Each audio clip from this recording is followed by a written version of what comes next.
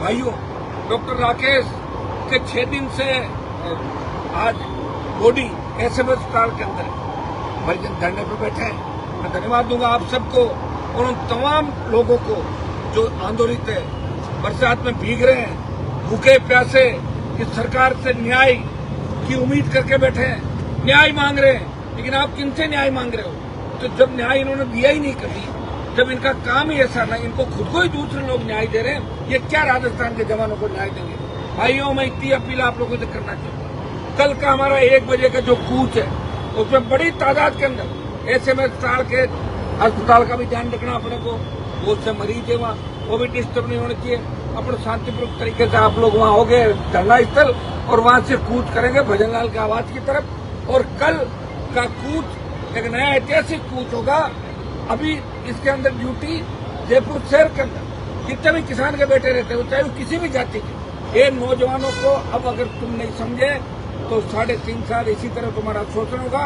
और फिर जो सरकार रोज इधर उधर आप करते हो, वो सरकार भी शोषण करती रहेगी। कांग्रेस ने शोषण किया, भाजपा ने किया, आपकी किसी ने सुध नहीं की। और जितने आपकी सुधरी है वो 25 साल से सत्ता को ठोकर मार के आपके बीच भीग रहा है, बीच गर्मी में खड़ा है, सर्दी में खड़ा है। आखिर कब तक सरकार इम्तिहान लेगी? क्योंकि हमारे समाजों के जो नेता है वो तो सो गए सारे के सारे। उनको पता है अगली बार जीतता नहीं, तो जीता माल बटोरना बटोर लो और खा पी के चलते बनो। अगली बार जो पिछली बार जो थे वो सोच रहे पहले वाला माल बचा लें, उसके बाद हम आ जाएंगे। मुख्यमंत्री कह रहे हैं कि कांग्रेस के नेता हमसे मिलने आ रहे रात को अंधेरे में, बड़े मगरमच्छ पकड़ेंगे। वो बड़े मगरमच्छ कब पकड़ोगे? उससे पहले आप खुद ही चले जाओ, कहां से बड़े मगरमच्छ पकड़ोगे? हमारी राजस्थान की सरकार को चेतावनी है, समय रहते राकेश बिश्नोई के परिजनों से बात करे और उनकी मांगे माने, नहीं तो कल आपसे कोई बात भी नहीं करेगा। और अपने आप राजस्थान का नौजवान सड़कों में सरकार से लड़ेगा और संघर्ष करेगा। भाइयों, निश्चित रूप से न्याय में लंबा समय लग सकता है। अंग्रेज व्यापार करना है तो भारत के अंदर, लेकिन 150 साल से ज्यादा राज करके चले गए। आपसी फूट डालो राज करो, सरकार भी यही काम कर रही है। अब सरकार के कई मंत्री कह रहे कि परिजन हमें बिना पूछे वहां कैसे चलेगा? अब तुम्हें पूछेंगे? हर आदमी किसी को पूछेगा? अपने आप जाओ, सरकार की ड्यूटी है। जब राकेश ने सेल पोस्ट खाई तो वहां के पुलिस प्रशासन ने इनको यहाँ क्यों भेजा? एम्स के अंदर तो एक मशीन चालू थी, लेकिन अपना झंझट कटे। जोधपुर वालों ने सोचा जयपुर में चले जाए, वहां होगा जो भी होगा। तो जोधपुर वालों को कार्रवाई करनी चाहिए। उन्होंने जयपुर कैसे भेजा? और जयपुर भेज दिया तो जयपुर वालों की ड्यूटी है वो बात करे।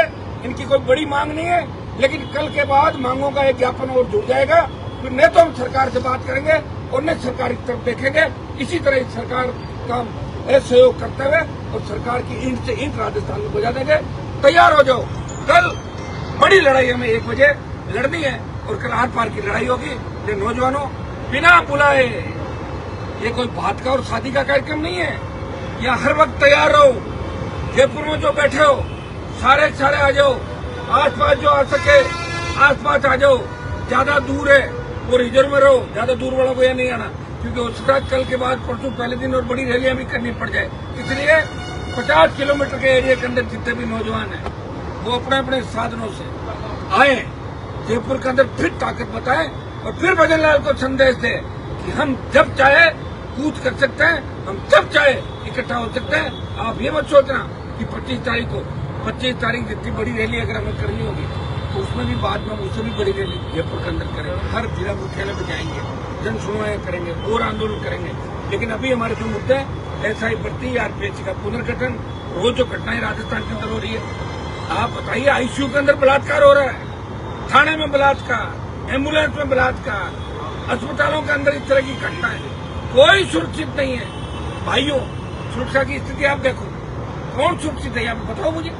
एक डॉक्टर हमारे नागौर का रवि, जो वाटर कूलर में पानी भरने जाता उसके अंदर, तीनों भाई डॉक्टर, अच्छा परिवार है, और करंट आके उसकी मौत हो जाती है। और उस मामले में भी लीपापोती करे, जबरन पोस्टमार्टम करा के और उनको डरा रहे हैं। ये कतई बर्दाश्त नहीं होगा। मैं भजनलाल सरकार को चेताता हूँ कि आप लोग डॉक्टर रवि शर्मा के परिजनों को भी न्याय दें, नहीं तो हम इस मामले को भी इसके साथ जोड़ते हुए तमाम जो मुद्दे 19 से 25 के बीच जिस तरह रेजिडेंट डॉक्टरों ने समय पर इस तरह आत्महत्या की, कई दूसरे मुद्दे थे, उसमें सरकार ने 6 साल के अंदर हमेशा बरगलाने के अलावा काम नहीं किया। मौका तो भाग के आ जाते हैं, घोषणा कर देते हैं और फिर भाग जाते हैं। सरकार हमें थकाने की कोशिश कर रही है, हम थकने वाले नहीं है भजन लाल जी। हमने वसुंधरा की छुट्टी कर दी थी, 7 समंदर पार चली गई। आप तो हो ही क्या, आप समझ जाओ, आप भी इस बात को वार्ता करो, बात करो, ऐसे भर्ती रद्द करो, राज व्यक्ति का पुनर्गठन करो और राकेश बिश्नोई के परिजनों को न्याय दो। ये वही चीज जब मांग रहे तो चुनाव से पहले मोदी जी, अमित शाह, इन लोगों ने कही थी कि सारी भर्तियां फर्जी है, पाताल से ढूंढ लाएंगे माफिया को, अपराध खत्म कर देंगे। कहाँ खत्म कर दोगे, आपसे तो कुछ भी नहीं हो रहा है। ऑपरेशन सिंदूर के अंदर देखा नहीं कि अमेरिका ने पंचायती करके और तुम्हें चुप कर दिया था। कैसे लड़ रहे हैं इजराइल जैसे देश, कैसे लड़ रहा है यूक्रेन, छोटा देश होते हुए अपने मान सम्मान और इज्जत की लड़ाई लड़ रहे हैं। कौन सी लड़ रहे हो आप लोग, सिवाय मीडियाबाजी, सोशल मीडिया, भर दो सिंदूर। ऐसे कौन सिंदूर भर देगा, सबके घर के अंदर लाठी पड़ी पड़ा लो, क्या सिंदूर है, जाओ और तुम सिंदूर भर दो। कौन भरते भाई सिंदूर, झूठ नहीं पड़ेंगे, जबरन सिंदूर भी भरने की सोच भी ले राजस्थान। इतने कमजोर नहीं हमारे, हो सके हमारी इतिहास के अंदर कुछ लोगों ने गलतियां की होगी जिनकी वजह से हमें खामियां आज हमारी तरफ उंगली उठती है। लेकिन मजबूत लोग भी थे, हमारा सूरजमल थे, महाराणा प्रताप थे, कई ऐसे योद्धा राजस्थान के अंदर हुए जिन्होंने लड़ाई लड़ी, आज की रोटियां खाई और दिल्ली पे अगर कब्जा किया तो महाराज सूरजमल ने दिल्ली पे कब्जा कर लिया था। ये वही राजस्थान है जिस पर अग्निवीर आंदोलन राजस्थान का जवान इसका नेतृत्व करेगा और अमित शाह और मोदी को भी झुकाएगा। तो भजनलाल जी, आप झुकने के लिए तैयार हो जाओ, आपको तो आज रात को ही झुका देंगे। हनुमान परिवार